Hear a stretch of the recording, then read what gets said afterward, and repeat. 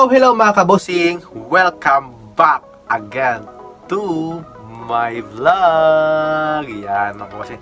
As you can see mga kabosing is naka-red pa ako ngayon ng damit at syempre yung background ko laging red na red talaga mga kabosing. Kasi kanya sa likod ano ba yan? Parang yung damitan ko para lang maitago yung magulo kong flat mga kabosing. So, sawadika, kapungka, salam alaikum po at syempre mabuhay po sa lahat pong nanonood po sa aking YouTube channel. Hello po dyan at sana po tuloy-tuloy po kayong manonood sa aking YouTube channel at don't forget to like and subscribe mga kabosing sa aking mga followers po dyan. I hope na nasa mabuti kayong kalagayan mga kabosing at syempre yung pag-uusapan natin ngayon is yung nag-trending talaga sa Miss Earth 2016. Siya yung nanalo nung 2016 na si Catherine Espin. So, intro muna tayo.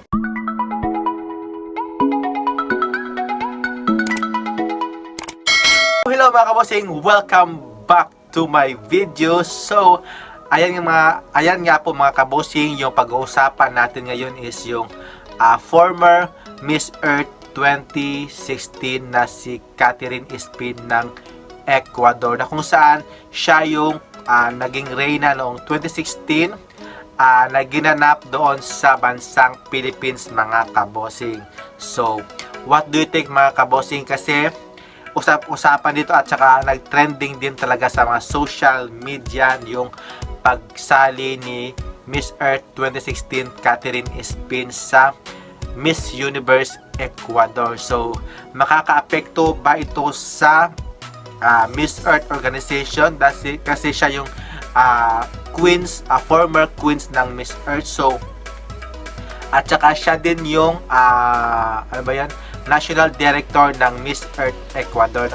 Kasi siya yung nagpapadala ng mga candidates ng Miss Earth Ecuador sa Miss Earth pageant mga kabosing. So, tapos naging National Director na siya, tapos sasali pa siya sa Miss Universe Ecuador. So, isang malaking question yun mga kabosing, di ba? Kasi, I don't know kung papayagan talaga siya ng Miss Earth organization na si Lauren Shook na magsali doon.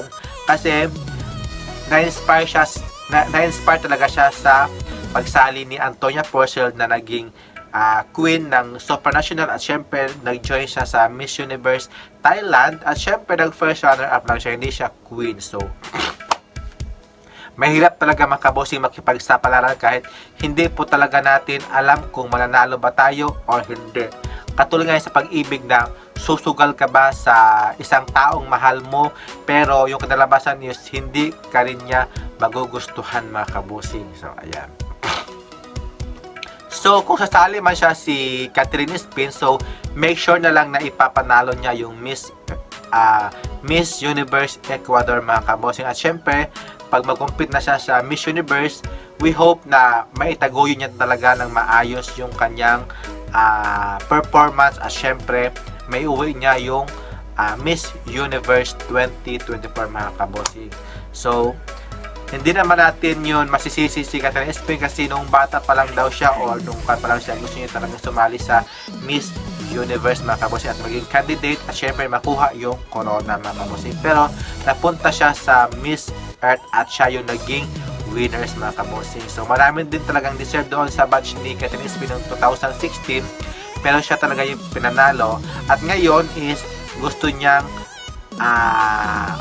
sumali sa Miss Universe Ecuador at maging representative ng Miss Universe Ecuador mga kabosing. So, ngayon yata is nasa 33 years old na si Catherine Espin, 34.